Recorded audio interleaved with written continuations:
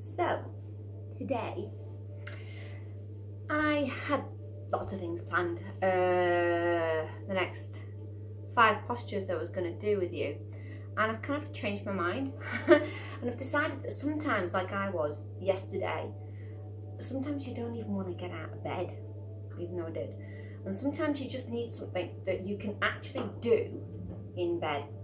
So the next 5 poses I'm going to put on 2 today, are actually going to be poses that you can do in bed if you wish. So obviously it's better if you're supported more on your mat, but you can do these in bed. So I'm going to start with a pose that is from Yin. It's called butterfly in Yin. It's called you'll find that poses have got different names, so we'll stick with butterfly for now because it is a pose that we're going to be doing. So you're going to come onto your mat and you've got a cushion. You might want a cushion. Now if you've got sciatica, you might need to avoid this pose, or you can lift your bum up by sitting on a cushion so the knees are lower than the hips. So it can be uncomfortable, so just be very, very aware. So what you're going to do is you're going to come onto your mat, you're going to sit yourself down, just sit normally and then walk forwards a little bit, because you don't want the pelvis to tilt in forwards very slightly. And bring the soles of the feet together, and then you're going to slide them forwards. So if you've brought them together so you're holding on to them to start off with, slide them forwards. Now you can use a block with this if you want. You can even place a cushion in between the legs, so you make sure that you are comfortable here, because when your head starts coming down you can find that it gets a little bit heavy. So say I've just moved the back out of the way basically so I can lean forwards. So you're going to let your spine curve here. So if this was any other kind of forward bend, you wouldn't be bending the spine, but this one you do, just let it curve. So I might decide to put a cushion in between there, because I want to be able to just let myself rest here. Now you may find, because the head is coming towards the heels, as you can see mine's nowhere near there, so you can get a cushion. You can rest the head onto a cushion if the head starts to get heavy.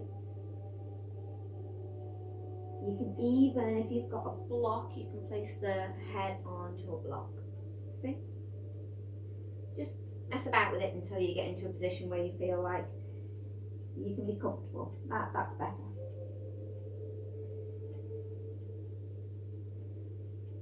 Now this is a hip opener, and I'm going to have to look at you, aren't I, to be able to speak to you. And my hips aren't the best. I've got internally rotate. My hips rotate better inward than they do outward. So I find any hip opener is really difficult. I had clicky hips when I was a baby.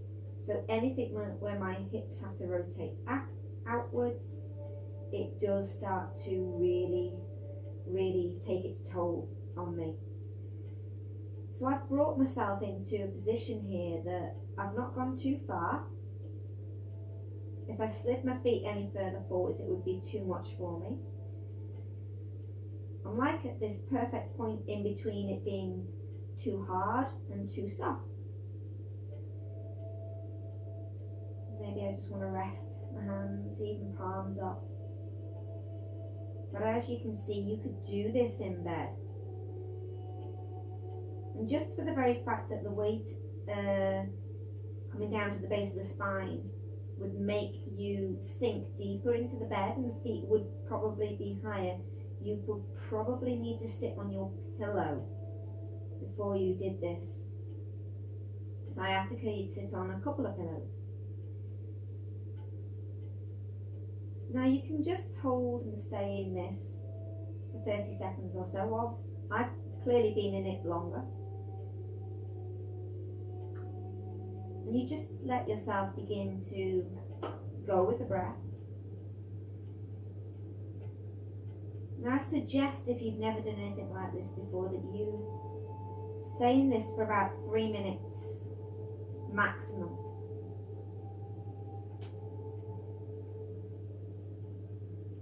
So if you need to, you would pause to make sure that you've been in it for your 3 minutes.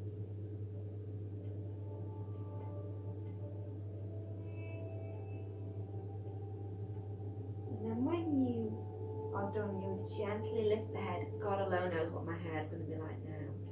And then very, very, very, very carefully uncurl yourself. Now, because you've been in a forward bend, you're going to need to come into a bit of a gentle backward bend. So you've got different options. You can just come here. You can just arch a little bit into the back. You can, if you wish, if it feels okay. Right hand to the left knee, just do a gentle twist. Then you swap to the other side, left hand to the right knee, and do a gentle twist. And then for me, because the very fact that my hips were externally rotating, I've got to ease them back in. I'm going to walk my feet towards the side of the mat, and I would just sit here for a few moments.